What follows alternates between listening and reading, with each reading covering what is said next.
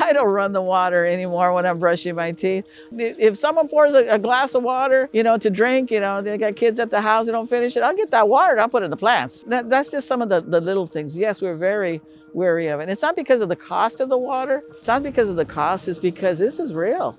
This is really real. You have to be leery of it. You have to be careful of it.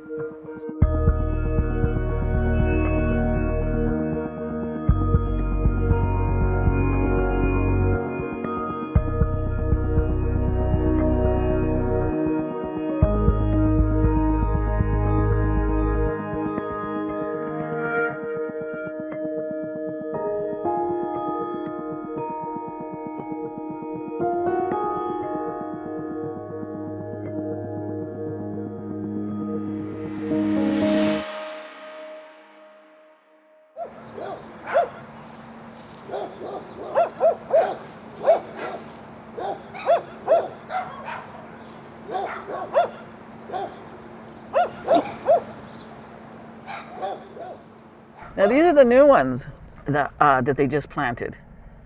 Now this thing was empty, like I said, for at least the 15 years I've been here. And then they planted it. My well went out for about 6 years ago, and it was replaced a year and a half after. That's when these things started going crazy. So when they came to check the quality of my water, I don't know, maybe about a month or two ago, they said they couldn't go down. Now my new well was dropped down to like 600 feet. For this new well, and they could only go down 200 feet. And the way that the guy explained it, he was saying probably, is that all these other new wells, which they just drilled at least two wells in here. It sucks the water out, and my pipes, as the ground shifts, it gets so dry and everything, is starting to twist my pipes. That's how this affects me.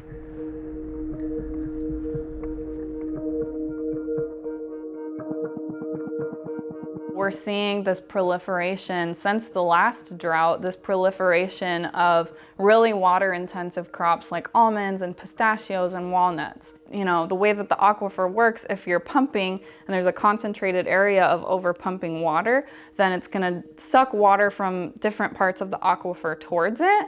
And so that really impacts the nearby wells that are shallower, because if you're taking from a bigger straw, people often say, over here, then that is going to impact the access to water from the smaller straw. So what we see in a lot of disadvantaged communities is that putting water-intensive land uses next to people's homes and communities can impact the sustainability of folks' water supply.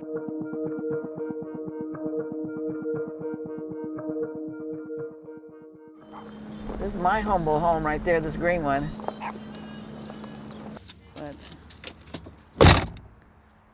So there's our well. This one went dry, and I even built a nice little house around it and everything. This one went dry, and so then we got this one. But still, we still go get those 5-gallon jugs, and we go fill them up, because I still don't trust the water. Okay, so now I have water, but would I really drink it? Here are these 5-gallon tubs, and I've been using this since we moved in. See, my husband, he's not 17 years old. He was when I married him now. He's not very young, but he still lugs around these bottles. I hate to say it out loud, but I will. I don't know how the county is allowing these people to plant these almonds now. We're still in a drought. We're still in a drought. Is he more important than me? Can I not water my plants that I have around my house? And he can just water all of these over here. That's not right. It should be equal. It should be equal. But a community like this, we're used to it not being equal. Whether it be, how we have to live and how people, treat small disadvantaged communities. That's why we're a disadvantaged community, because we're just ignored. No, you got to speak up. It's not equal.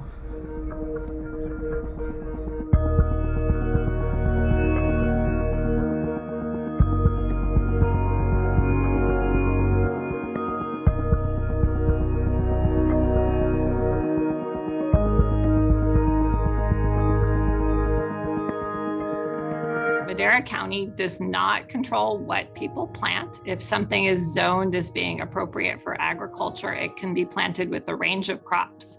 The county has adopted an allocation, which is a water budget for irrigated acreage. And that water budget decreases over time as we reach sustainability over a 20-year period. So that is a long-term solution.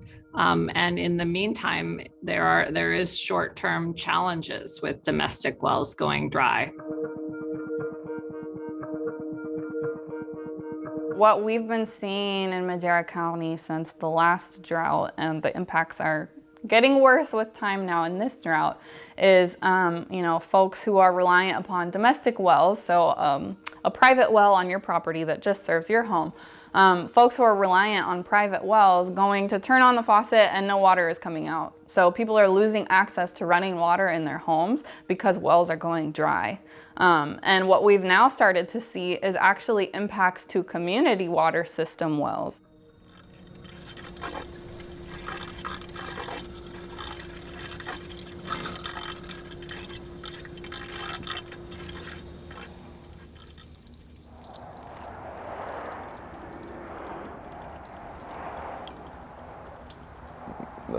That's a light pink. I'll probably have to push it up a little bit more. Since 2012, we've been in a drought, so we've been checking the wells. I have to just kind of maintain everything and check it. I could check it every 4 days or something like that, but it's better to check it every day or every other day so you can maintain it and fix anything that happens and just kind of be aware of anything that's going on. Since the water table is so low here and it's next to mountains and it's more rock than anything, the water table is going to drop really fast. The foot valves, the wells, how far they go, they only go so deep. You can only go so far where there's going to be water, because if you keep digging, it's just rock. There's just going to be dry rock. Basically, we're seeing groundwater depletion. Now, because of the drought, it's just gotten progressively worse. And that's the unfortunate thing, because these farmers can pump till their heart's content. They have money. These communities don't. This year, when I seen how our water table was dropping, I called the irrigation district in this area. And I said, hey, you guys are draining us. You got to put some controls on it. Their response was, deal with it. Because no matter what, we didn't get our water deliveries, so we're going to pump because we're going to grow our crops, like it or not.